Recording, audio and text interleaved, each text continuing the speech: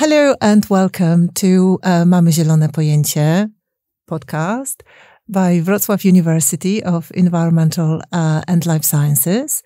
Today is another one of our English editions or English language editions because my guests in the studio are Professor Tim Schwanen from Oxford University and our own Rengin Aslanoglu, who works at the Department of System Research here in Wrocław. Good morning and welcome. Good morning to the podcast. So let me just introduce our guests briefly. Professor Schwanen is the director of the Transport Studies Unit at Oxford University's School of Geography and the Environment. He's an expert in passenger transport, transport and climate change, the experience of everyday transport and the links between transport and well-being and quality of life, and also on transport and social inequality. Is that more or less everything? Yes, that's a very good summary. Thank you. Excellent. And Dr. Rengin Aslanoglu is an assistant professor in the Department of Systems Research, as I said before, here in Wrocław University at Environmental and Life Sciences. Her research concentrates on socio-environmental systems, including urban space adaptation to climate change, nature-based solutions, and the aging society. She's an expert in neuroarchitecture, focusing on understanding how visual perception influences the way individuals interact with and experience the built environment. She's a management committee member in the COST action, titled Building Opportunities for Participation and Accessibility Through Lifelong Community Mobility. Oh my goodness, that was a very long title. How do you find this COST action? Do you get to meet really interesting contacts? Exactly. So the reason actually why I'm in this COST action, of course, it is related with mobility, which the area that I would like to focus on, and at the same time quite good network I have. So after this COST action, hopefully we'll finish. We will be applying for a new project, for instance. So excellent. Okay. Quite beneficial. Digressing, but I do like COST actions, I have to say, and I feel that maybe not so many people are familiar with those, but possibly the topic of another another podcast. So getting us all started today, the reason why Tim is in Poland was the controversy around the 15-minute city model, and he had a lecture yesterday at our university. So today's discussion will be kind of talking about that, but we will just maybe discuss a bigger picture of what really is the future of cities. But starting with your main area of expertise, which is transport, let me just say that I believe that transport in cities has a direct impact on quality of life for people, but often it is a political issue, unfortunately. So local authorities have to compromise on what's objectively a good solution or strategy versus what's not going to offend voters and city donors. The congestion charge introduced in London in 2003 was the first in a major city. Would you say that over time it has gained public and political acceptance? Yeah, it definitely has gained substantial acceptance. It was made part of local elections by one of the candidates, sort of in the early 2000s. And there was one candidate who said, if you elect me, I'm going to do this, and we're going to use the money to improve public transport and create better cycling and walking infrastructure. And he got elected and he actually implemented the scheme. That has worked quite well, and over time, the area of the congestion charge has been extended. Right. And it is now sort of seen as a fact of life in London, and more or less everyone accept it. That doesn't mean that they love it, but they understand it's there and they got used to it. Right. That's interesting. And that's not the only thing that's been introduced in London, because they've kind of followed it up, if I may say so, in 2019 with the London Ultra Low Emission Zone. I don't know, should I call it ULEZ or ULEZ? We call it usually ULEZ. ULEZ, okay. So ultra-low emission zone, also known as ULEZ, as a complementary measure to the existing congestion charge. And the goal was to phase out the older, more polluting vehicles from the city centre. And according to the recent report, air quality has improved at 99% of monitoring sites across London since the ULEZ has been introduced. And the report also finds that the air quality is improving faster than anywhere else in England. So here in Poland, we have yet to introduce similar comprehensive measures. However, the simultaneous operation of the congestion charge and also the ULEZ, for example, for someone like me, a tourist, appears a little bit confusing. So if we were to consider adapting aspects of these initiatives, which elements would you recommend as most effective for improving urban quality and at the same time reducing traffic? Yeah, so I think it depends on what it is that you really want to do. The congestion charge has a slightly different objective than the ULEZ, because the ULEZ is really about air quality. And the congestion charge, as the name implies, was about reducing congestion. Polish cities have quite substantial problems with air quality. So I would say start with clean air zones and try to get them implemented. In many Polish cities, there are discussions about this, and it's quite a heated debate. Exactly. Yeah. I think Rengin is going to tell us a little bit about that in a minute. Exactly. But you're right. What I said before, that these things are quite political, and but I don't think they are like what you said about this guy who kind of made it his mission to implement in 2003 that lower congestion charge. Nobody actually says, this is what I'm going to do. I think that I don't see. I don't know about you, Rengin. Have you noticed that maybe in these programs for all these people, does anyone say that this is their priority?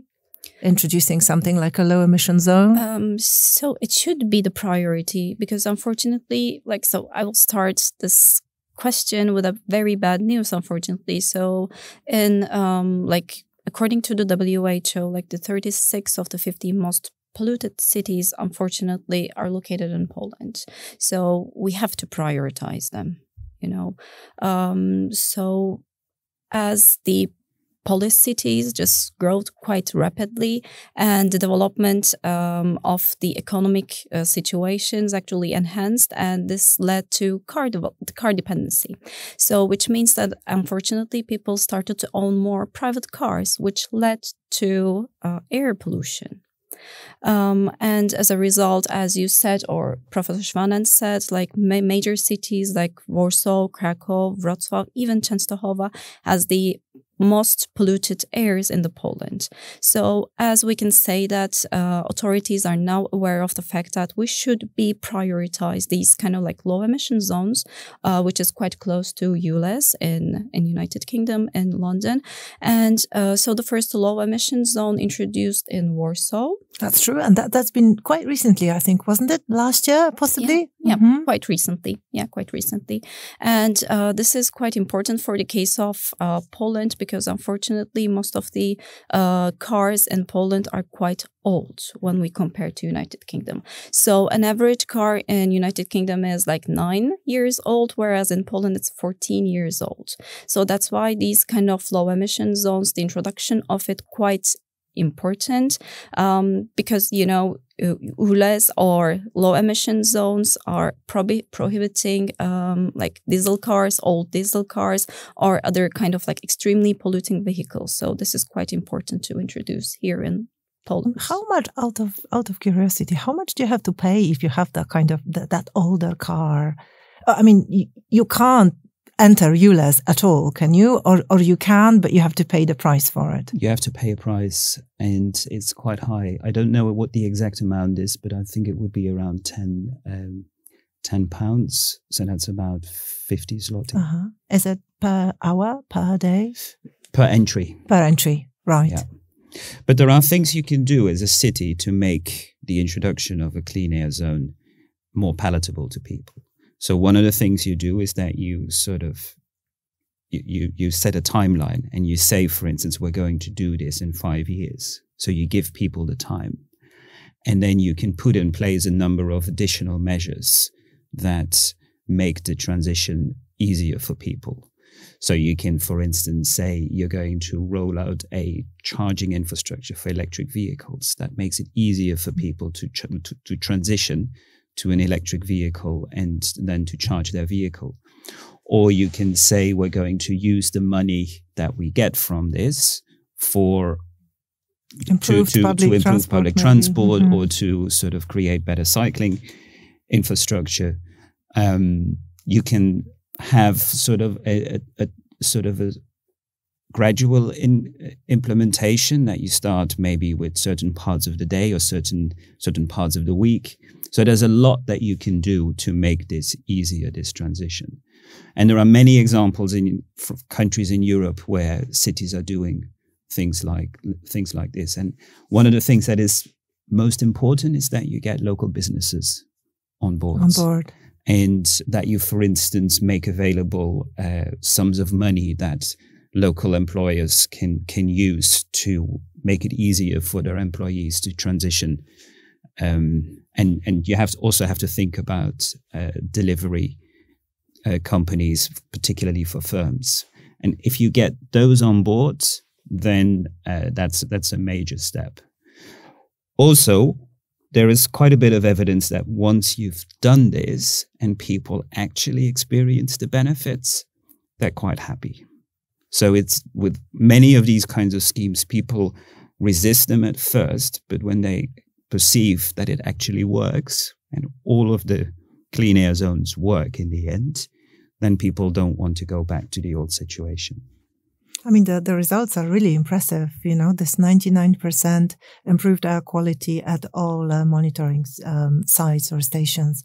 That is something I think we definitely aspire to. And I've seen, funny enough, you know, with these environmental news, you don't get maybe so much coverage here in the Polish media. But that is the only one that I've actually seen reported across the board by, you know, bigger websites, smaller news websites. So this is definitely something I think that we should maybe, hopefully, you know, the decision makers have noticed and have been paying attention to. But talking about these differences, you know, between Poland and the UK, I looked at car ownership statistics, and as Rengin mentioned, somehow after, you know, Poland transformed in the 1990s into the free economy, more capitalist state, all of a sudden everyone wanted to have cars, and that resulted in us having really quite a lot of cars.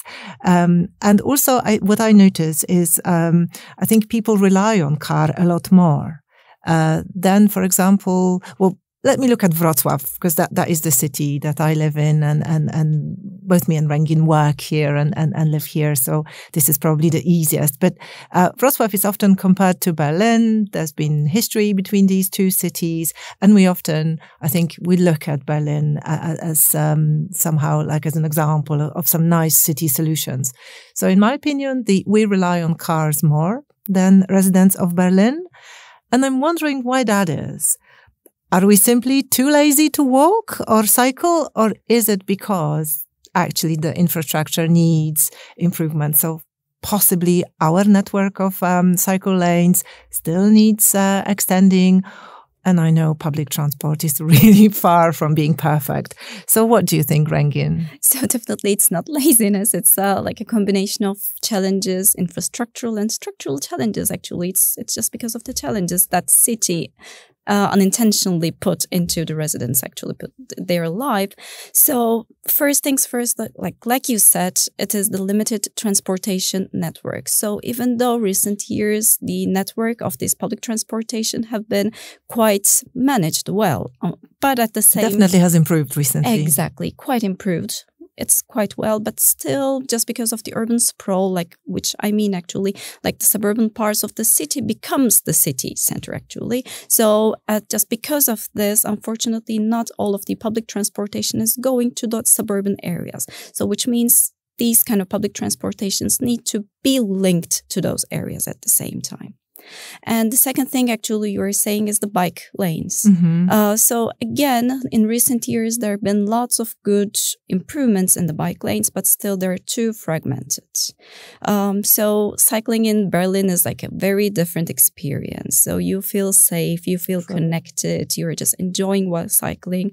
But unfortunately here in Wrocław, especially in bad weathers or during very heavy traffic, the bikers don't want to use their bikes, unfortunately. I have to say there is exception to the rule. In my very office at the university, we have a colleague who I think in the 3 years that I've worked with her, maybe she only gave up her bike once when it snowed.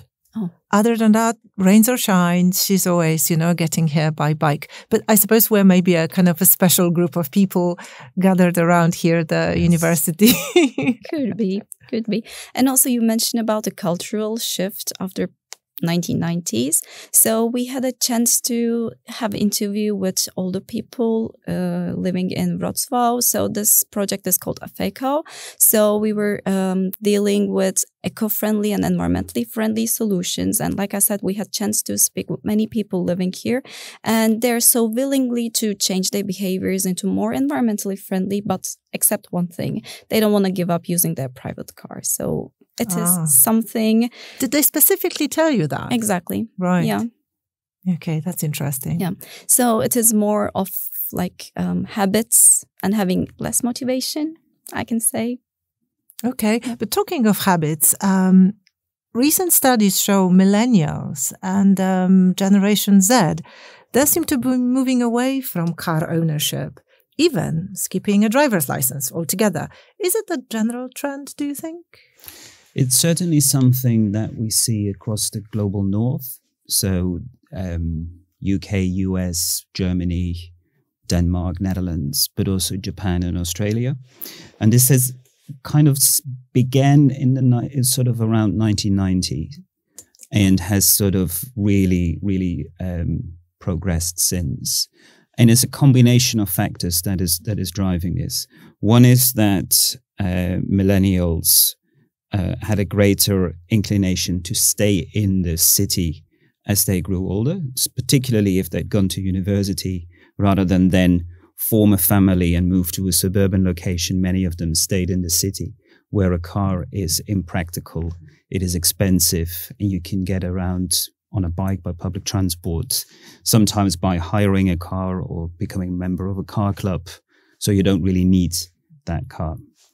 There's also a group of people for whom a car was simply not achievable to the extent that they are dependent on temporary, quite precarious, low-income work, which means that they don't want to and cannot fulfill the commitment that owning a car entails. There's also the question that in many countries, getting a driving license has become much more expensive. So the UK is a very good example because young men in particular are the segment of drivers who are most likely to get involved in traffic incidents.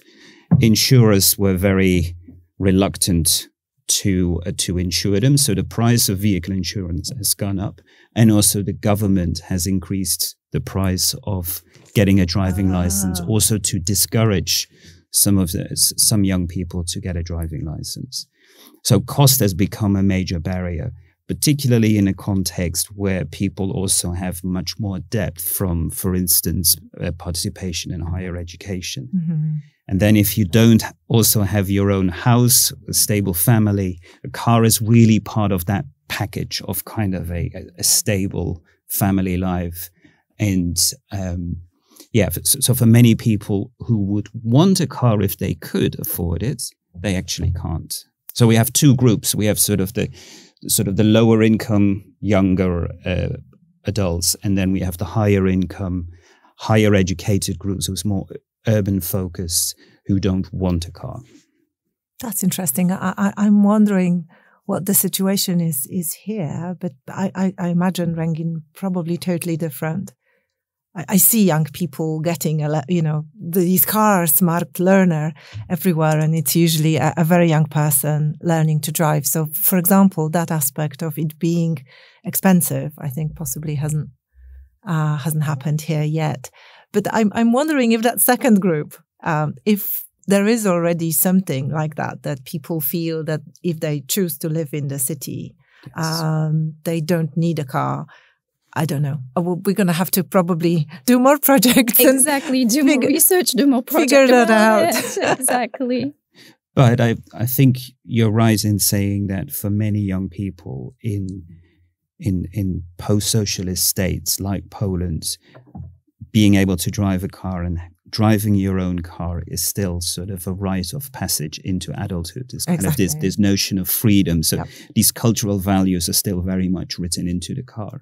True. And we see the same across large parts of Africa and Asia, where middle-class households and younger adults who've gone through tertiary education, university education, have that same experience. So globally, sort of car use is still very much growing and increasing problems of CO2 emissions and the contribution of transport to climate change. That's unfortunately the case. And as you said, all of it is connected. So transport in cities, pollution, but also urban planning. So maybe at this point, let's see if we can switch the focus a little bit into this model, that 15-minute city model, which you talked about yesterday, because my understanding is that generally planners agree that it's a model that's worth adopting because it promotes sustainable and healthy living. It kind of motivates people to walk and possibly cycle to places. And yet, I don't understand why it has created so much controversy. Could you explain what happened and at which point people decided that this was something that it's completely, ridiculous and that they're not happy with that vision? Yeah. So the 15-minute city plan is essentially about bringing the activities that you need in your daily life, so like work, healthcare, childcare, leisure, retail, within a short distance of where people live, so that you can bike and walk.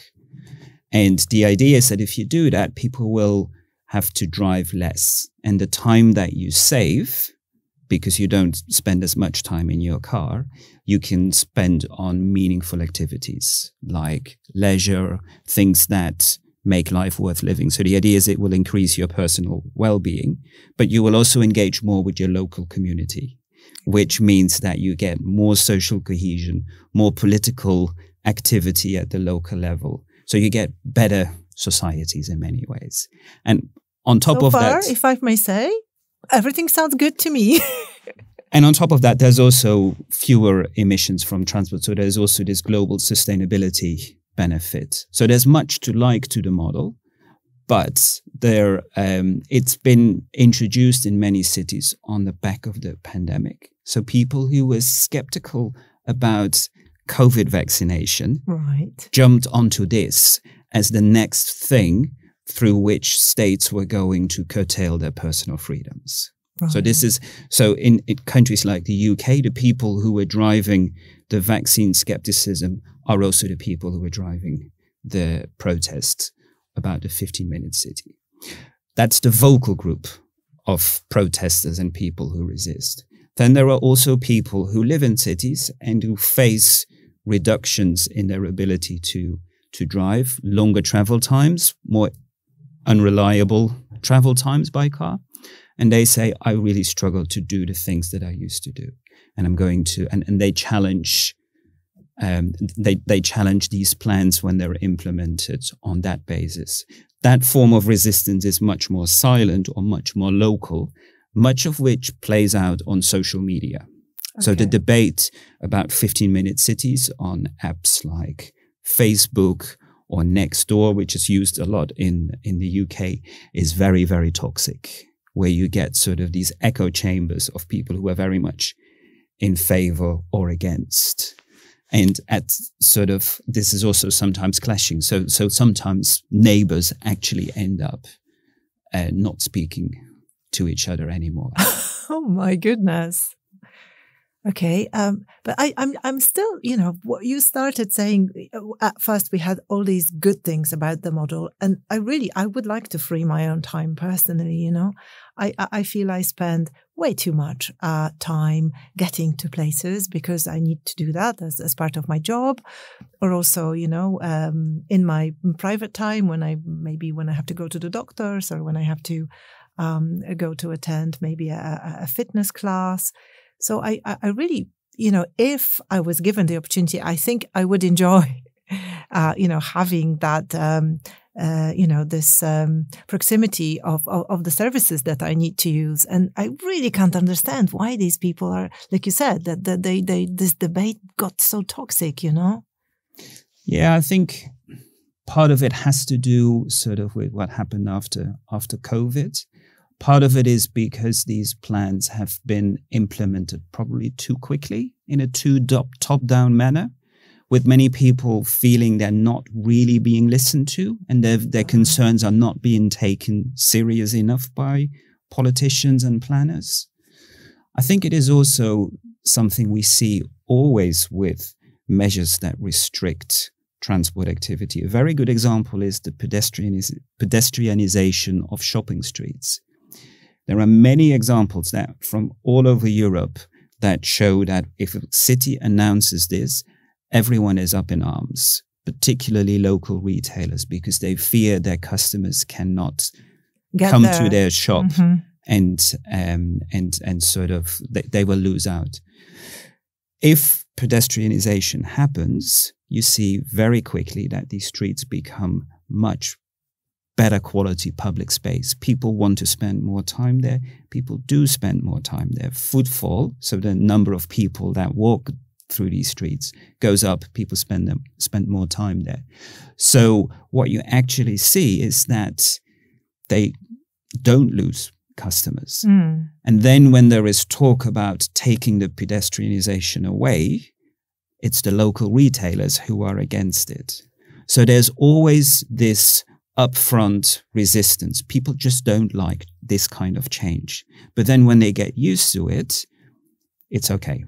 And we see some of this with the 15-minute city plan implementation in, for instance, UK cities happening as well. Many people actually think, yeah, our streets have become better quality public spaces. And you see more children on the streets. You see people walk, cycle more. You see people spend more time talking to neighbors. So the streets do become more of a place, like a social space. Like a social space, and no longer sort of a conduit for flows of traffic. Sounds good. Well, hopefully something is going to happen here as well. But talking about these 15-minute cities, we were wondering, Rengin, do you remember we talked about it last week? Are these places truly inclusive? Because there could also be that argument that they're not for everybody, that they're only available for people who are already privileged. Yeah, overall, the concept of 15-minute city is quite beneficial. But we have to ask the questions to ourselves. So what is inside this 15-minute radius and for whom? So that's why actually inclusiveness is becoming the most important notion that we should be working on in this concept. So actually, here it is actually quite important to highlight the fact that accessibility beyond proximity. So what I'm trying to say about accessibility, so is all of the services, all of the infrastructures is been used or can be used by everyone or not? Or are they some like leftover people, just, not included people inside this 15-minute radius? So because in cities, there are lots of people just living, right? So people with disabilities, low-income people, or people coming from different cultures, different societies. So this is quite important too. So who we are designing this 15-minute city for? So we should be asking this question for ourselves. So inclusiveness isn't just about reaching those services or not using those services, but at the same time, it should be emotionally, cognitively inclusive as well. So what we can say here is like every service or every infrastructure doesn't mean that it's usable, that it doesn't mean that it's inclusive at the same time. So some people say that inclusive is like a nice word that it's worth using. At the moment, it's like a trendy thing, but actually we're quite far away from implementing the idea. So we're truly inclusive in whatever aspects of either urban planning or accessibility of services, as you said. Yeah. So, for instance, is that path is walkable, safe, well lit, or shaded for very hot summer days. So it's quite important to just think about the infrastructures there at the same time. Yeah, there's sort of two aspects I would add to that. One is that planners are a selective group. They are disproportionately higher to middle income, higher to sort of higher educated, often a little bit younger. Sort of at least the people who do these kinds of things, and they sort of their experience is projected on what they consider inclusive. Right. And we really need to think about public participation and meaningful ways of public participation that people who have a radically different perspective and a radically different background in terms of ethnicity, in terms of age, in terms of abilities and disabilities, gender, sexuality, all these kinds of aspects are taken on board in the planning process. And we really think about how you plan a neighborhood, a 15-minute city for everyone. The other thing is that we do know if you make neighborhoods more attractive by sort of increasing proximity of services, is that often the price of real estate is going up. That's true. Land values, property values, rents go up, and people on a small income are at risk. So there's a genuine risk of displacement of the most vulnerable groups whose voices are also not heard in the public domain and the public policy process. So think, for instance, about migrant communities, think about certain groups of older adults, people with disabilities. They really struggle, and then they have to move out to other places, and typically they end up in places where there's sort of this accessibility is not being offered. So the people who in theory could benefit the most of these changes are also the most likely to be displaced into other areas. Do you see the same, probably the same things happening in Poland as well, Rengin? Yeah, I can say that, unfortunately, especially for the older people, for the aging society, so our neighborhoods, our cities are not quite well equipped for them, for their needs. So actually, Professor Schwanen just mentioned one very good thing about just hearing voices of people. So here, while designing these kind of neighborhoods, we definitely should just co-create these areas all together with all of the people living or the authorities having some voices to put some decisions. So everyone should be just working together on building these kind of neighborhoods. And I think I see possibly us as the people, in the academia, that we could maybe bring this about a little bit, like as you said about co-creation, getting people on board with the projects that we do. So these voices are heard. Exactly. So recently for a project which is called City & Co, we created a manifesto. So this manifesto is co-created, co-developed by all the stakeholders, including some authorities, decision makers from municipalities, again, older people, us researchers from the universities. And we sat together on like a half day and we co-created this manifesto. And hopefully this manifesto will be publicly open and hopefully soon have some impact on policies, future policies. Excellent. I'll keep my fingers because I do like those kind of initiatives. Can you share with us anything in that manifesto that could be relevant to our topic today? Yeah, of course. So, for instance, from our city and also there are other cities from Europe, from 4 different countries. And we shared our very good examples from our cities. For instance, from Wrocław, we have senior card. And if that older person have that senior card, they can have just a free taxi, for instance. Yeah, so lots of good. I don't know about ecological impact, but okay. Yeah, but somehow they need to be included, right? That's true. And sometimes they really need to get out somewhere, and if that's the only way. Exactly. Yeah, particularly when we're talking about trips for medical purposes. That's right. Getting to healthcare facilities. Taxis are usually the most widely used as a mode of independent travel. Yeah, co-creation is very important indeed, but it's also very difficult to get it right, because a lot of co-creation has a veneer of genuine participation over it, but actually still reproducing the old inequalities, because people are being able to speak, but are not genuinely heard. And what they say is not genuinely taken on board. How do you balance it then? How do you make sure that the co-creation actually brings something new? One thing is that you need to give it time, and that you need to accept that this is a lengthier process than a top-down planning process. And you have to remain critical and what we call reflexive throughout.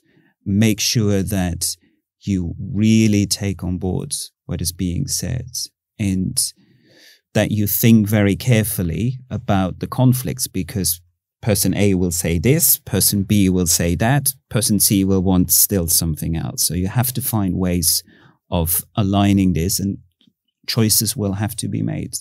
But there are things you can do as part of your co-creation where you kind of work through exactly these kinds of dilemmas with a group of people. So we've done research where we actually sort of gave people a fictional budget and said, okay, this is the amount of money you have, and we just gave them coins, and then sort of allocate to different categories and talk with each other about why you want to do this. And actually, if you do this, if you really give people the opportunity to think very carefully about this, they usually work out something that is a very reasonable compromise, and they build coalitions. But that requires time, and it requires trust. And it also means that as a planner and as a politician, you need to be willing to give up some of the control over the process that you're used to have. So you do need vision, you do need genuine leadership, and you need people who can sort of really mediate these social processes in a very sensible manner. But if you do all of this, you can really create outcomes that work for almost anyone. So I think the role of universities is becoming much more important in that sense. So as a third eye or a more objective part of the whole stakeholder, so universities can have these balanced. Yeah. Okay. So as long as maybe the university are sort of, let's say, like auxiliaries in this process, then we can be more sure that the outcome, as you said, will be reasonable, and that those voices that are normally not heard possibly will finally resurface. Something else I wanted to talk to you about is possibly quite a hot topic, are these electric vehicles. So again, in the context of everything that we've said so far, how does the electric cars fit into the 15-minute city model? Do you think, are they really a bridge towards sustainable transport, or can they actually leave us with the same problems as the petrol cars, for example, as far as the waste management is concerned? Yeah, it's a very good question. It's a very difficult question to answer. I think as a sort of my professional opinion is that we need electric vehicles as part of the mix of solutions, because it's simply unrealistic to expect that everyone can do everything they need to do on a bike, on foot, with a bus or a tram.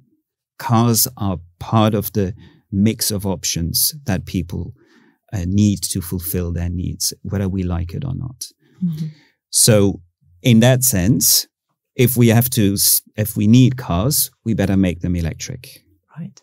The problem is that there is a risk that if we do this, that people feel less guilt, for instance, about air pollution or about CO2 emissions. So they start using their car more. There is a little bit of evidence emerging from countries like Norway and the Netherlands as well, that where we see that young people are actually more comfortable using a car because it's electric and it doesn't cause the same environmental burden as a fossil fuel powered car does. So we really have to avoid that we just move exactly. We do what we call technological substitution, where the only thing we do is we swap out the oil powered car for an electric one, and we go on business as usual. Rengin, do you have anything to add to that? So definitely I see the electrical cars as a good solution and as a bridge to sustainability, because like people with disabilities or with older people needs to use that car. So, but there's like a if clause here. So if that energy for the electric car is renewable, yes, I can definitely say that it can be the best bridge for now, of course. Yeah. So there's a really important point about the energy mix. Sort of how as a country you produce your energy. And Poland has a relatively dirty mix. Sadly so, yes. But there are studies that have done life cycle analysis that even with the energy mix that Poland has, transitioning to electric vehicles produces fewer CO2 emissions than sticking with the still very dominant fossil fuel powered cars. Poland doesn't have a very high take of electric vehicles yet. And it is important that we sort of see a rapid transition towards electric vehicles in this country. Okay, I completely agree. We were just going to talk about this a little bit because I've done a little bit of research, and first of all, what really concerned me as I looked into various reports was that this air quality is really pretty terrible. Unfortunately, in places like Wrocław, where we live, and Krakow as well, I think the data that I looked at, they came, they were produced in winter. So I guess that was slightly different situation because of the heating. Yes. That could have contributed as well to the altogether really low air quality. But I would like to see, city authorities or even, our government doing something as we speak. Like, as you said, there is a need. Something needs to be done. And my question to Rengin is, because of course she lives here, is do you see any real steps being taken to keep this pollution problem from getting even worse in Wrocław area, in the Dolne Śląskie, or maybe in the entire country? Mm-hmm. So in order to just talk about the seriousness of this problem, so we need to just tell that unfortunately during in wintertime especially, the air quality of Wrocław is really bad. So 52% of the whole year, the air quality is quite dangerous levels. So, and the level of PM 2.5, which is particulate matter 2.5, which is like the very smallest particulate matters in the air just because of the burning of coals and the other.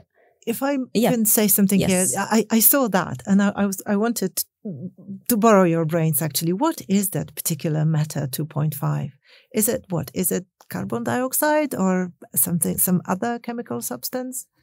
It's a range of different substances. And the danger here is it's so small that it can be taken in, it can enter your vessels. So it enters. You mean like blood vessels? Your blood vessels. So it enters literally all parts of your body and creates damage as a result of it. Yeah, right. Yeah, it's quite serious, unfortunately. And as a real step, as a concrete step that Poland took by the 2020, Poland just aimed to have 70,000 electrical cars or electric vehicles. But unfortunately, across the country. Yeah, across the country. But unfortunately, it turns out that it didn't happen because by the end of that year, again, 2020, only 18,000 or 19,000 electrical vehicles been used. That's really off the target, actually. Unfortunately, it's quite low. And just having these kind of aims is not enough. In order to encourage people to use electrical cars, you need to provide infrastructure, right? Charging points. And yes, and how many of those do we have? So I bet you've done your research very well. Yeah, so I can just check over the numbers over here. So by the early 2024, across the whole country in Poland, we have only 6,200 publicly accessible charging points. So if we compare to the previous year, 2023, it increased 33%, which is good, but still not enough. So we can say that when we compare to the cities, of course, in Poland, we have around like 6,000, but most of them, like the 10% is in Warsaw. And we have only 150 publicly reachable charging points in Wrocław. That is clearly not enough, is it? It's a huge difference, unfortunately. And when we talk about the public transportation of Wrocław, we have 328 buses, and just among them, like 13 of them is just fully electric. So it equals to 4%. Okay. Yeah. But even a target of 70,000 in 2020, that may sound like a lot, but it's really nothing. Because you have to, I think it's really important to move away from absolute numbers and to really start to talk about percentages and start talking about percentages of the total fleet. Because if we look at cars, they have quite a long life that they're on the road. I don't know what the exact number for Poland is. I know for the UK, the average is 18 years. Okay. I think it's a little bit longer for Poland. Probably closer to 20, maybe 21. We talked about these cars, yes? Yeah. That the average car is 14 years exactly. old. So that means that even sort of if you now have many fossil fuel powered cars coming onto the road, that they will be there for a very long time, because what other countries have done is put in place targets for new cars. And we're not talking about secondhand or cars that people actually own.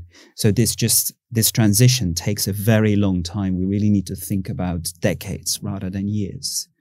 So it is really important that we move very quickly towards very aggressive targets also for Poland. There's going to be more pressure from EU on this because... well, they're aiming for this 2050 zero net or net zero results. So I think, we should expect something. You'll get more of that. I don't know if Poland has committed to a date for the phase out of not yet. Internal combustion engines for new vehicles, but that is a very good thing to do because it's working in other countries. But as was already said, we do also need to put in place infrastructure and probably some kind of financial incentives for people to purchase an electric vehicle. Poland, in that case, in that context, is, if I may say so, lagging behind many other European countries. I think you're right. I completely agree. I was going to ask Rengin if she, in some fantasy world, can we imagine, I don't know, maybe cars being offered to people, especially those people who live in the most polluted district, on some kind of, they could do it, get it on credit, but possibly the credit that's interest free. Mm-hmm. I don't know. Has anything like that been implemented anywhere else, as far as you know? It's a good question. I think most countries choose for a relatively simple system where you basically get a reduced price. So you get a subsidy on a new car. Right. And the subsidy typically gets paid to the manufacturers or to the organizations that sell vehicles. Because if you have to do this to each individual household, you have to create a whole administrative system, and that's quite burdensome. So they try to keep it as simple as possible. So for the case of Poland, I believe the target, the aim is not focusing only on transportation, but more on households. Because in 2019, Poland introduced clean air program to just fight with this air pollution in very polluted areas. But this really old-fashioned heating systems in people's households. Exactly. So because people are still burning coal and burning some wood to just heat their houses. That's why actually air pollution become quite important in those areas. But like I said, the governments or like the whole country's idea is more focused on the households, not the transportation. Maybe that kind of like shift is needed in terms of transportation here. Excellent. Okay, guys, I think we're going to have to wrap up. So maybe just final comments on the future of cities, European cities, Polish cities. Do you think people will open up to the idea of walking and cycling first, then driving only if it's absolutely necessary?